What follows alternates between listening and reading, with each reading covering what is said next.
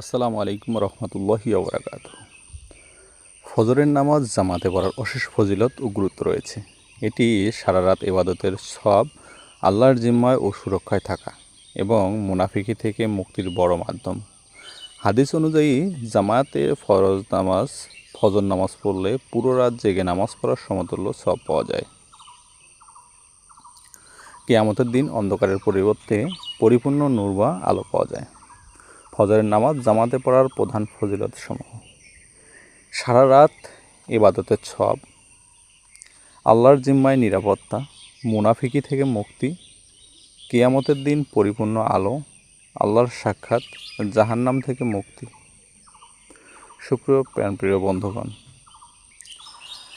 রাসূল সাল্লাল্লাহু আলাইহি ওয়াসাল্লাম বলেছেন, যে ব্যক্তি এশার নামাজের সময় জামাতের সঙ্গে আদায় করল, সে যেন অর্ধেক রাত নামাজ পড়ল।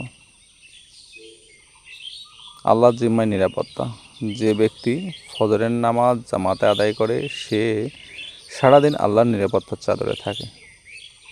মুনাফিকি থেকে মুক্তি: ফজর ও এশার নামাজ জামাতে পড়া মুনাফিকের জন্য অত্যন্ত ভারী, তাই জামাতে পড়া মুমিনের খাঁটি ঈমানদার হওয়ার পরিচয়।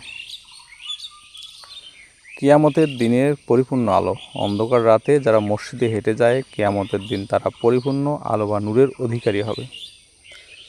ফজর জামাতে পড়ার মাধ্যমে আল্লাহ তাআলার বিশেষ নৈকট্য ও করুণা লাভ করা যায়। জাহান্নাম থেকে মুক্তি: নিয়মিত জামাতে ফজর নামাজ পড়লে জাহান্নাম থেকে মুক্তি ও জান্নাতের সুসংবাদ রয়েছে।